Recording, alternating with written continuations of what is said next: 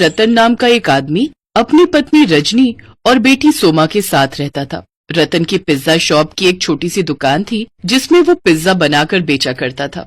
उसके हाथ के पिज्जा खाकर गांव में सभी उसकी जमकर तारीफ करते थे। वाह भाई, क्या स्वाद है रतन भाई। हाँ, कमाल का पिज्जा बनाते हो भैया तुम तो। भले ही तुम्हारी दुकान थोड़ी छोटी है, लेकिन सस्ते दाम होने के कारण हम गरीब भी इस पिज्जा का आनंद ले सकते हैं। हाँ, ये तो बस आप सबकी दुआएं और ऊपर वाले की मेहरबानी है, जो दाल रोटी का गुजारा निकल ही आता है। रतन अपनी छोटी सी दुकान से थोड़ी बहुत कमाई कर लेता था, जिससे वो बहुत खुश था।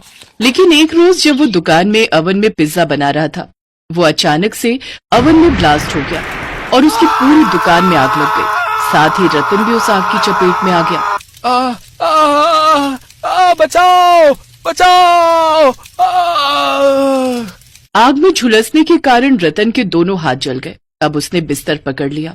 ये क्या हो गया रजनी, मेरी तो कुछ समझ में नहीं आ रहा। अब घर कैसे चलेगा? कमरे का भाड़ा, सीमा की स्कूल की फीस और घर का खर्चा अब कैसे होगा? ना तो दुकान रही और ना ही मैं ठीक रहा। आप दुखी क्यों होते हैं जी? आपकी जान बच गई, यही हमारे लिए काफी है।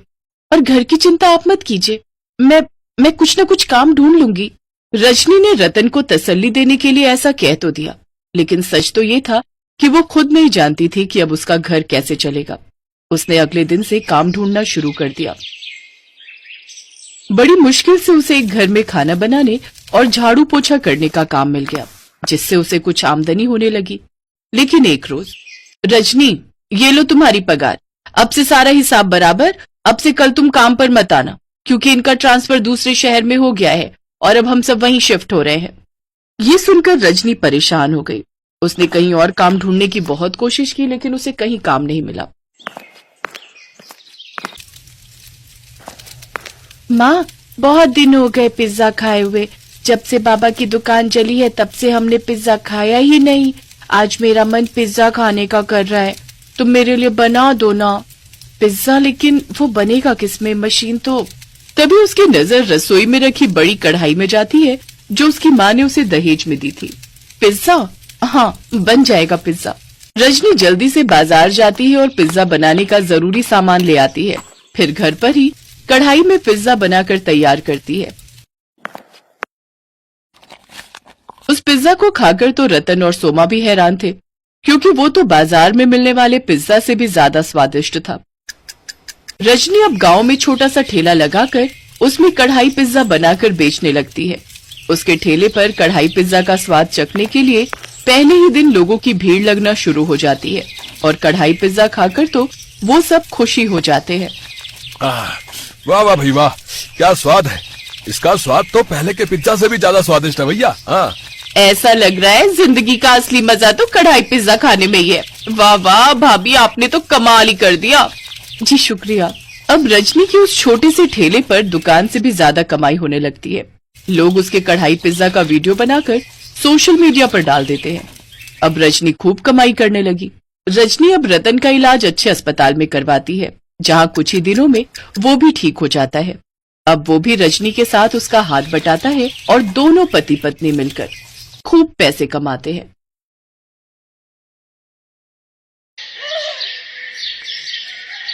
पिज्जा किसे पसंद नहीं है, चाहे वो अमीर हो या गरीब। लेकिन गरीबों को पिज्जा मिलता कहाँ है।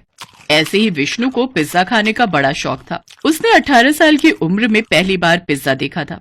विष्णु गांव का गरीब लड़का था और 18 साल की उम्र में पहली बार पढ़ाई करने के लिए गांव से शहर आया था। पहले तो शहर की स्पीड और रास्तों से उसे बड़ा डर लगने लगा। ये शहर के लोग इतनी जल्दी में क्यों रहते हैं? गाड़ियाँ कितनी तेजी से निकलती हैं यहाँ। हमेशा चौकन्ना रहना पड़ता है। यहाँ तो मेरे लिए जीना बड़ा मुश्किल हो जाएगा। वो गांव से ही अपनी ड्रेस लाया था, कुर्ता और पजामा। कुर्ता पजामा पहनकर ही वो पहले दिन कॉलेज चला गया और देखा कॉलेज के बाकी लड़के और लड़कियां जीन्स और छोटे छोटे मॉडर्न कपड़े पहन कर आए हैं। यहाँ तो सब कुछ बड़ा मॉडर्न है। यहाँ मुझे देखकर सब लोग हंस कैसे रहे हैं? सच में विष्णु को देखकर सभी हंस रहे थे। अरे देख देख, उस लड़के को देख, कैसे कुर्ता पजामा पहनकर कॉलेज आया है। गांव से आया है पक्का, गवार है गवार। विष्णु चुपचाप क्लासरूम में घुस गया और एक लड़के के पास जाकर बैठ गया। हेलो, मेरा नाम अभिनव है। मेरा नाम विष्णु है।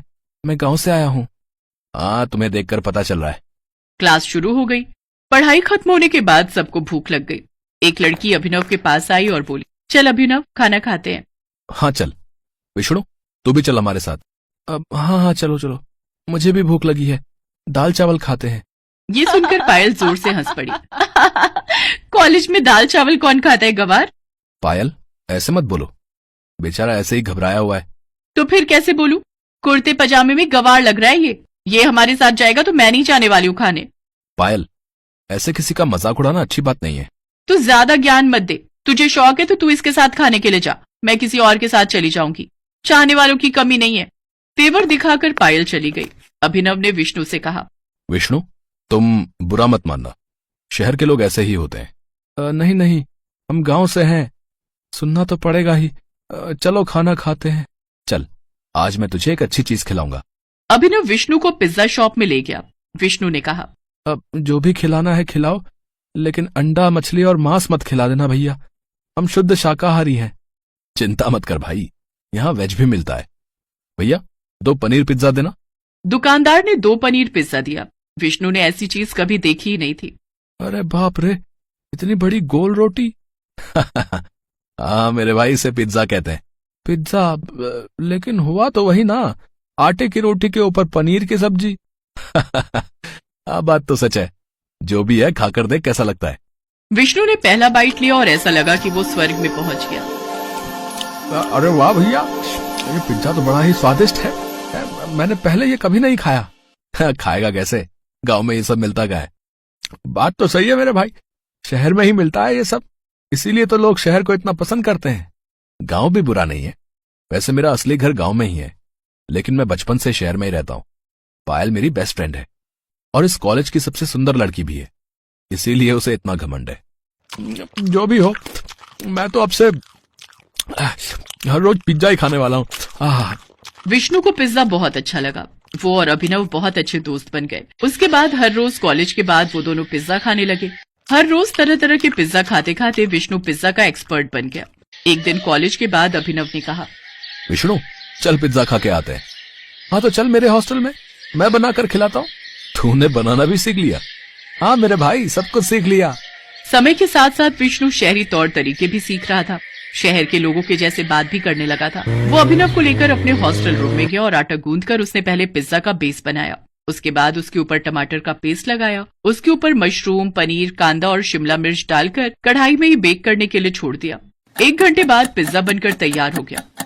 अभिनव ने विष्णु का बनाया हुआ पिज्जा खाया और वो हैरान रह गया। वाह मेरे भाई, तूने तो कमाल कर दिया। दुकान से भी अच्छा पिज्जा बनाया तूने। बचपन से ही माँ से खाना बनाना सीखा हूँ। कुछ तो काम आ रहा है अभी। भाई मेरे पास एक आइडिया है। ये सब पढ़ाई वढ़ाई मेरी बस की बात नहीं है, मुझे बिजनेस करना है। कल कॉलेज में कल्चरल फेस्टिवल है, वहां हम दोनों पिज्जे का स्टॉल लगाते हैं, मस्त कमाई होगी। हाँ चल चल, मुझे कोई एतराज नहीं है। अगले दिन दोनों ने कॉलेज में पिज्जा का स्टॉल लगा दिया और धड़ाधड़ पिज्जा बिकने लगा। तभी वहाँ पायल आई। अरे वाह अभिनव, तू भी इस देहाती के साथ रह के देहाती बन गया, गरीबों की तरह स्टॉल लगाए है। कोई भी काम छोटा नहीं होता पायल। पिज्जा बनाना कोई बड़ा काम भी नहीं है।